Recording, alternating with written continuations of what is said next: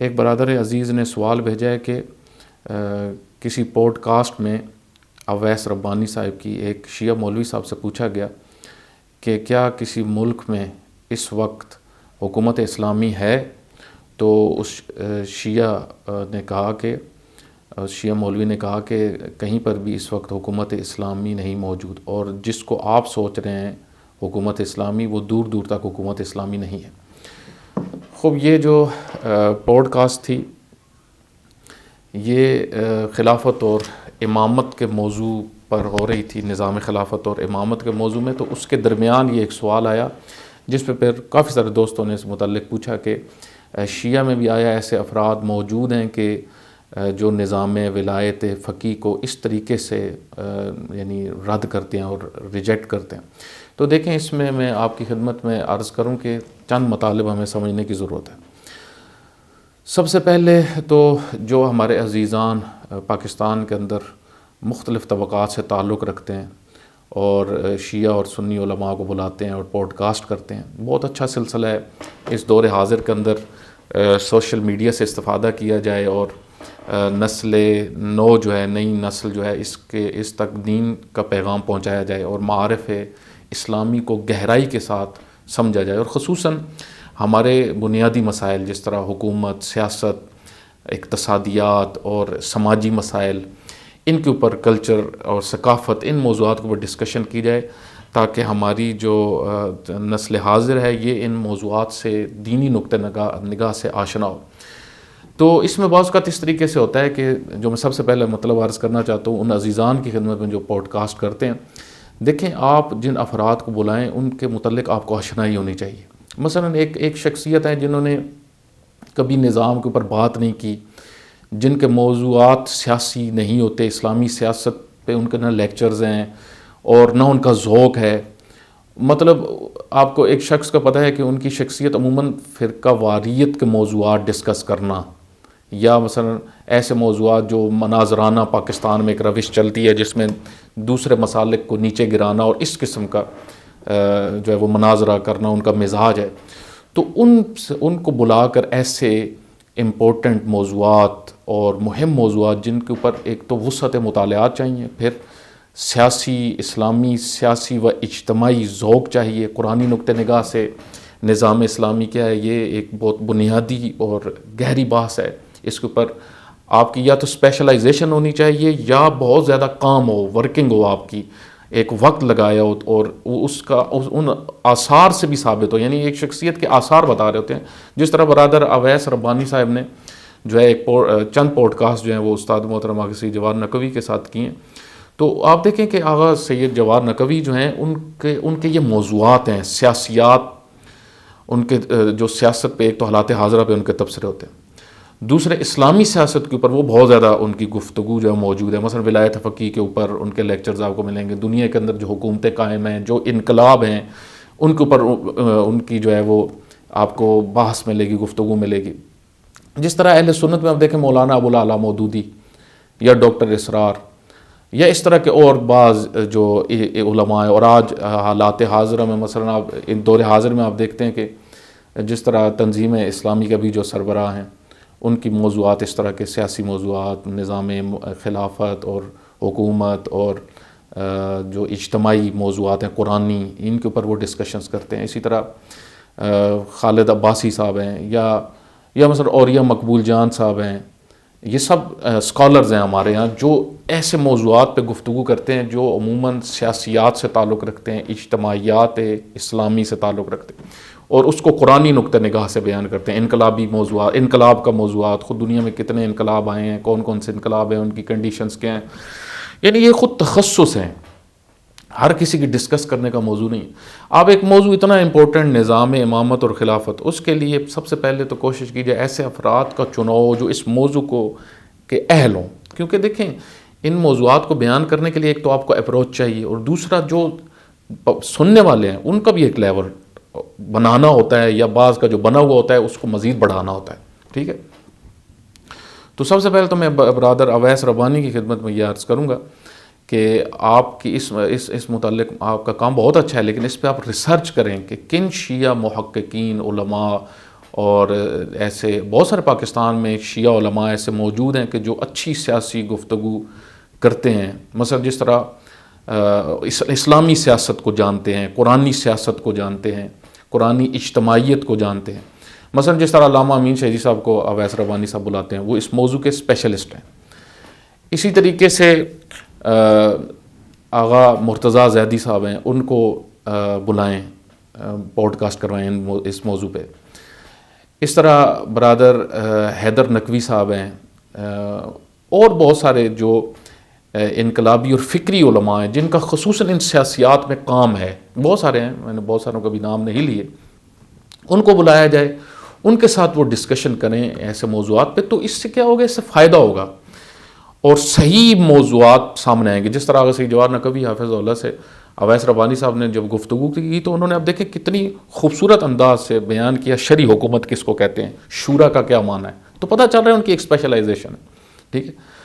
اس موضوع پہ انہوں نے کام کیا ہے۔ جس طرح آپ خود نظام کا لفظ ہی ہے، جن مولانا سے انہوں نے سوال کیا ہے اویس ربانی صاحب نے کہ آیا دور حاضر میں کوئی نظام حکومت ہے اسلامی یا نہیں، تو ان سے صرف نظام کی ڈیفینیشن پوچھیں کہ سیاسی نظام کس کو کہتے ہیں، تو میں یقین سے کہہ سکتا ہوں کہ ان کو اس کا جواب نہیں آتا ہوگا۔ یا اس طرح کے اور موضوعات کہ اصلاً خود شرعی حکومت کا معیار کیا ہے اسلام میں، قرآنی نقطہ نظر سے کیا ہے، قرآن میں خود ولایت کا معنی کس معنی میں اس کی وسعت ہے، اولی الامر کے معنی کی کیا وسعت ہے، اسی طریقے سے جو ہے وہ ولایت اور پھر امامت کے موضوع کی کیا وسعت ہے، اس طرح یعنی چند عنوان آئے ہیں جو قرآن کریم کے اندر سیاسیات کی جہت سے۔ دوسری بات جو انہوں نے کی، جو اویس ربانی صاحب کو جس مولانا نے جواب دیا، مولوی صاحب نے جواب دیا، تو وہ اصل میں دیکھیں اس چیز کی طرف بھی ہمیں توجہ کرنی چاہیے۔ بعض لفظ ہیں جو بہت احترام والے ہیں، ٹھیک ہے، تو بعض اس کے قابل ہی نہیں ہیں کہ ان کو مولانا کہا جائے، ٹھیک ہے۔ اصلا جس طرح یہ عام مولوی ہوتے ہیں نا، متعصب اور چھوٹی سوچ کے، بعض اسی لیول کے ہیں، اس وجہ سے ان کو مولوی کہنا ہی بہتر ہوتا ہے، وگرنہ خود مولوی کا لفظ بھی جو ہے یہ بھی آپ دیکھیں تو اس کے اندر بھی بہت زیادہ احترام ہے، میرے آقا یا میرے مولا، ٹھیک ہے۔ تو بہرحال یہ نادان شخص، اس نے جو ہے وہ شیعہ کا لباس پہنا ہوا ہے، لیکن خود آپ دیکھیں کہ اپنی باتوں کے اندر ہی تضاد ہے۔ مثلا وہی اویس ربانی صاحب کے ساتھ جو ان کی پوڈ کاسٹ ہو رہی ہے، اس کے آخر میں جب ان سے یہ سوال انہوں نے تکرارن کیا اویس ربانی صاحب نے کہ بالآخر ابھی کیا سسٹم ہو ابھی اس نسل حاضر کے لیے، امام زمانہ علیہ الصلوۃ والسلام تو غائب ہیں، اور آپ دیکھیں یہ بہت امپورٹنٹ سوال ہے جو آغا اویس ربانی نے کیا۔ بھائی آج کی اس نسل حاضر کو کے پاس نظام ہونا چاہیے یا نہیں ہونا چاہیے؟ اگر آپ کہتے ہیں کہ شیعہ کے پاس اس کا کوئی نقطہ نظر نہیں ہے تو یہ تو قرآن کے خلاف ہے، کیونکہ قرآن تو ہمیشہ کے لیے نظام دے رہا ہے، ہر نسل کے لیے نظام دے رہا ہے، وہاں پہ تو تعطیل نہیں ہے، وہاں پہ تو چھٹی نہیں۔ دین اسلام سب کے لیے، ہر زمانے کے لیے، نظام ولایت سب کے لیے، ہر زمانے کے لیے، نظام امامت سب کے لیے، ہر زمانے کے لیے۔ اللہ تعالیٰ نے ہر زمانے میں ہدایت کا سسٹم رکھا ہے۔ حکومت کا مسئلہ بنیادی ترین ضرورت ہے انسانی معاشرے کی،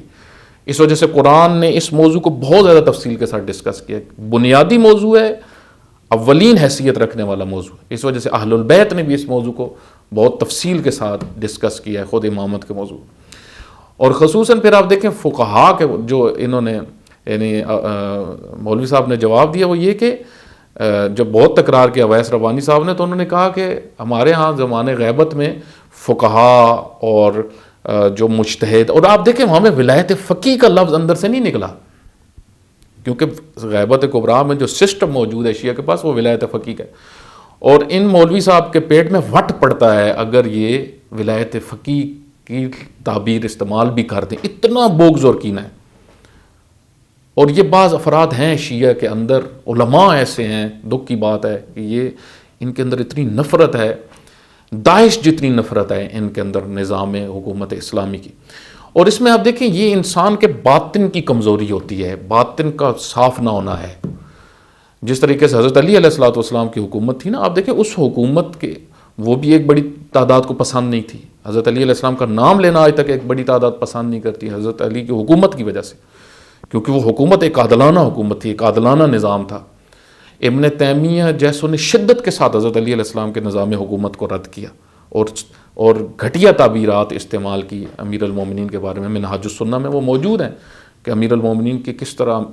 توہین کی، شخصیت کشی کی۔ لیکن اس کے برعکس ہم دیکھتے ہیں کہ ایک کرسچن عالم، لبنانی عالم جارج جرداق، وہ کتاب لکھ رہا ہے علی صوت العدالہ، علی عدالت کی آواز، یعنی اس شخص کو علی ابن ابی طالب کی حکومت میں جتنی خوبصورتی نظر آ رہی ہے۔ اور آپ دیکھیں خود مولانا مودودی رحمۃ اللہ علیہ نے بھی جہاں پہ خلافت کے موضوعات کو ڈسکس کیا، اور وہاں پہ انہوں نے جب حضرت علی علیہ السلام کی حکومت کی بات آئی، خلافت کی بات آئی، تو اس میں حضرت علی کے عدل کو خصوصاً ڈسکس کیا ہے کہ اس میں امیر المومنین بہت منفرد تھے، ٹھیک ہے۔ تو یہاں سے پتہ چلتا ہے کہ ممکن ہے کہ ایک اہل سنت عالم ہو یا جو ہے وہ ایک غیر مسلم عالم ہو، لیکن وہ ان معیارات جو ہیں ان کو صحیح سمجھے اور ان کا حق ادا کرے ان کے بیان کرنے کا، کیونکہ ہماری ذمہ داری ہوتی ہے ہم حقیقت کو بیان کریں، تعصبات سے بالاتر ہو کے۔ لیکن جب تعصب گھس آتا ہے، چاہے مسلکی تعصب ہو، چاہے مسلک کے اندر جو لوگ ہیں ان کے اندر تعصب ہو، جس طرح آپ دیکھیں بعض علماء نے یہ کہا کہ امام خمینی ولایت فقیہ کہاں سے لے کے آ گئے، حالانکہ امام خمینی رحمۃ اللہ علیہ نے اس کے اوپر پوری کتاب لکھی ولایت فقیہ کے بحث کو متعدد مقامات پہ، خود مقاصد میں بھی امام خمینی رحمۃ اللہ علیہ نے اپنے دروس خصوصی جو تھے ان میں بھی، طلاب کے اندر بھی یہ بحث کی، عوام کے لیے بھی یہ بحث ولایت فقیہ کی صورت میں باہر آئی مارکیٹ میں، اور اس میں باقاعدہ قرآن کے آیات اور روایات کی روشنی میں اس کو بیان کیا۔ تو آپ دیکھیں کہ اسی طریقے سے جس طرح بہت ساری کتابیں ولایت فقیہ کے موضوع پہ لکھی گئی ہیں، ابھی ایسی بکس بھی ہیں جن میں آیات کی روشنی میں بڑی خوبصورت بحث کی ہے ولایت فقیہ کے اوپر، اور بہت ساری نئی چیزیں، تحقیقات سامنے آئی ہیں۔ تو آپ دیکھیں کہ اب میں آخری بات جو آپ کی خدمت میں عرض کروں کہ میں ان مولوی صاحب سے یہ پوچھتا ہوں کہ آپ نے یہ جو بات کی ہے کہ دور دور تک وہاں پہ نظام اسلامی یعنی اسلامی ریاست کی کوئی چیز نظر نہیں آتی، تو اس آپ کے نزدیک اسلامی حکومت کا معیار کیا ہے؟ آپ پہلے تو یہ واضح کریں کہ آپ کے نزدیک صرف وہ حکومت اسلامی ہے جہاں پہ معصوم ہو، تو پھر تو چلیں یہ بھی بات کلیئر ہو جاتی ہے، ٹھیک ہے۔ اگر یہ آپ کہتے ہیں تو پھر آج اس کا مطلب آج کی نسلیں جو ہیں، آج کے جوان جو ہیں، وہ تو اس حکومت سے محروم ہو گئے۔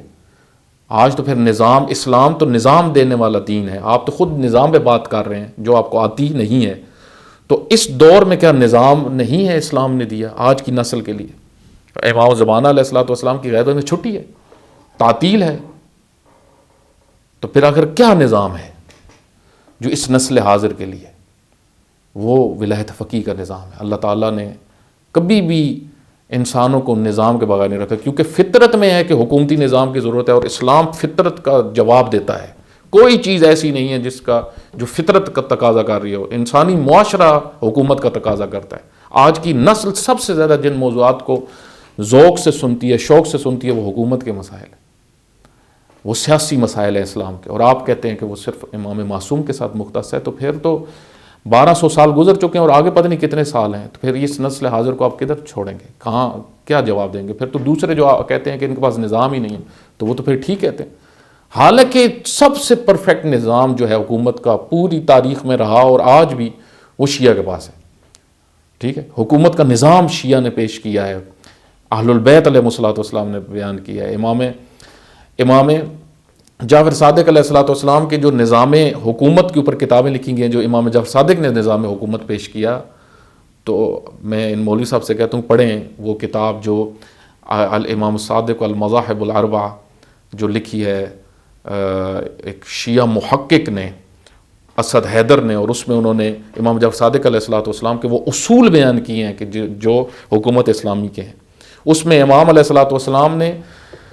وہ آیات جو بنیادی ترین آیات ہیں جن میں طاغوتیت کی نفی کی گئی ہے کہ طاغوت سے دور ہونا ہے، تو امام علیہ السلام کی ان فرامین سے آیات کی روشنی میں پتہ چلتا ہے کہ جب آپ نے طاغوت سے دور ہونا ہے تو اس کا مطلب ہے کہ طاغوت سے دور ہونے کا مطلب حکومت اسلامی ہے، یعنی ایک عادل فقیہ کے سائے میں آپ نے حکومت کو قائم کرنا ہے۔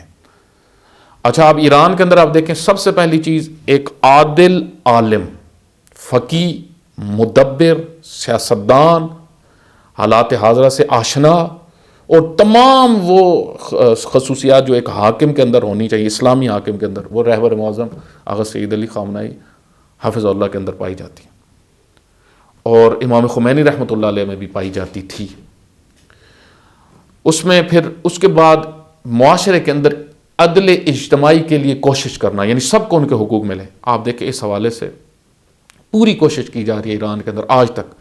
نظام جب بنا، اسلامی نظام، آپ آغا مکارم شرازی اور اس طرح دوسرے آیت اللہ العظمیٰ مکارم شرازی اور دوسروں کی جو کوششیں اس عنوان سے، جو خبرگان کے افراد ہیں آج بھی، اور شروع سے امام خمینی رحمۃ اللہ علیہ نے جو کمیٹیاں بنائی، جنہوں نے نظام اسلامی کا آئین بنایا، اس میں آپ دیکھیں قرآن، نہج البلاغہ کو سامنے رکھا گیا، اور شیعہ کی معتبر ترین کتب ان کو سامنے رکھا گیا، اور نظام کا ڈھانچہ بنایا گیا۔ آپ کوئی ایک شک لے کے آئیں کہ جو اسلامی نظام کے اندر قانون میں رکھی گئی اور جو قرآن کے خلاف ہو، جو سنت پیغمبر کے خلاف ہو، جو اہل البیت کے خلاف ہو، تو پھر آپ کہیں یہ غیر اسلامی ہے۔ آپ آتے ہیں، آپ کہاں سے، یعنی ان کی سب سے بڑی دلیل کیا ہوتی ہے ان مولویوں کی؟ جی وہاں پہ ابھی تک جی خواتین جو ہیں وہ پینٹس، انہوں نے پینٹیں پہنی ہوئی ہیں، ابھی تک جی پردہ جو ہے مکمل نہیں ہے۔ آپ کبھی سوچیں، میں ناظرین کی خدمت میں عرض کروں گا، کیا ایک دفعہ میں پورا سسٹم چینج ہو جائے گا؟ یہ تو اہل البیت، یہ تو حضرت علی علیہ السلام کی حکومت میں بھی نہیں ہوا، یہ تو رسول اللہ صلی اللہ علیہ وآلہ وسلم کی حکومت میں بھی نہیں ہوا۔ وہاں پہ بھی ایک بڑی تعداد جو تھی منافقین بھی تھی، وہاں پہ ایک بڑی تعداد بہت ساری بدعمالیاں بھی کرتے تھے۔ تو یہ حکومت اسلامی کا ان کے نزدیک یعنی نظام اور سیاست سے ناآشنا اور جاہل لوگ، ان کے نزدیک وہ عرف میں چند چیزیں جو انجام پائی جا رہی ہیں وہ معیار ہیں حکومت اسلامی کا۔ حالانکہ حکومت اسلامی کا سب سے بنیادی معیار خود حاکم ہے، اس کی زندگی کیسی ہونی چاہیے، اس کی زندگی کے اصول۔ دوسرا، نظام اجتماعی کس طرف جا رہا ہے، کس طرح عدل اجتماعی کی طرف آیا سفر کیا جا رہا ہے، جو قرآن نے حکم دیا ہے کہ انبیاء کی بعثت کا مقصد ہی عدل اجتماعی۔ اس میں آپ دیکھیں ایران نے اس حوالے سے کتنا ورک کیا، قاضی القضات فقی۔ اور آپ اگر نظام کے اندر آپ جائیں، یہ جو نظام اسلامی جو آج امریکہ کے ساتھ ٹکر لیے ہوا ہے، اسرائیل کے ساتھ ٹکر لیے ہوئے، ان کے پاس کتنی عظیم تھیوری ہے، کتنی عظیم افکار کے لوگ موجود ہیں، کیسے کیسے آیت اللہ العظمیٰ کا جوادی عاملی جیسے، آیت اللہ مصباح یزدی جیسے، اور اسی طرح آیت اللہ مکارم شرازی جیسے، آغا جعفر سبحانی جیسے، اور بہت سارے علماء، بڑے بڑے علماء، خصوصاً مفکر علماء، جس طرح آغا مصباح یزدی جیسی شخصیت، آیت اللہ یزدی جیسی شخصیت رحمت اللہ علیہما، جو دنیا سے چلے گئے۔ آپ دیکھیں اور بھی آج بھی ایسے مفکرین، یعنی آپ ان کی اگر گفتگو سنیں آپ حیران ہوں گے، ان کے مقامات علمی آپ دیکھیں گے آپ حیران ہوں گے۔ یہ لوگ اس سسٹم کو دیکھ رہے ہیں، یہ لوگ اس سسٹم کو آگے بڑھا رہے ہیں۔ تو آپ دیکھیں کہ اتنے خوبصورت نظام، اتنے جو آج آپ دیکھیں پوری باطل طاقتوں سے ٹکرایا ہوا ہے، اس سے بڑی کوئی حکومت اسلامی ہونے کی دلیل ہے؟ دشمن جس کو کہہ رہا ہے حکومت اسلامی، کہ یہاں پہ اسلام ہے، اور وہاں پہ یہ مولوی صاحب ماننے کے لیے تیار نہیں ہے۔ آپ دیکھیں نا سعودیہ، آل سعود کی حکومت کی بات ہمارے پاکستان میں بھی بعض کرتے ہیں، جی وہاں پہ حکومت اسلامی، پہلے کہتے تھے، آج کل تو خیر ایک بڑی تعداد مخالف ہو گئے ہیں، لیکن پہلے کہتے تھے وہاں پہ حکومت اسلامی ہے، اہل سنت میں سے ایک بڑی تعداد کہتی تھی۔ لیکن دشمن نے ان کو بھی کبھی نہیں کہا کہ وہاں پہ اسلام ہے، کیونکہ دشمن کو بھی پتا ہے کہ اسلام حقیقی کہاں پہ موجود ہے، لیکن ان مولوی صاحب کو نظر نہیں آتا، اور ان کے پورے گروپ کو نظر نہیں آتا۔ یہ ایک نہیں ہے، ان کا پورا ایک گروپ ہے کہ جو صبح شام انقلاب اسلامی کی مخالفت کریں گے، اور ہر لحاظ سے جو ہے وہ رہبر معظم اور ان کے مقام اور ان کی شخصیت کی تنقید کریں گے، یہ اور محفلوں میں بھی اسی طریقے سے کریں گے، مجالس میں بھی اسی طریقے سے یہ کام کریں گے، اور پوڈ کاسٹ بھی کریں گے، تو یہی ان کا کام ہوگا۔ خداوند متعال ہم سب کو حقیقی معنی میں اہل البیت علیہ الصلوۃ والسلام کی تعلیمات سے آشنا ہونے کی توفیق عطا فرمائے، اور جو انہوں نے نظام ہمیں غیبت کبریٰ میں دیا ہے اس پہ عمل کرنے کی توفیق عطا فرمائے، اور جنہوں نے برپا کیا ہے ان کی حمایت کرنے کی اور ان کا ناصر بننے کی بھی توفیق عطا فرمائے۔ وصلی اللہ علی محمد وعلی آلہ۔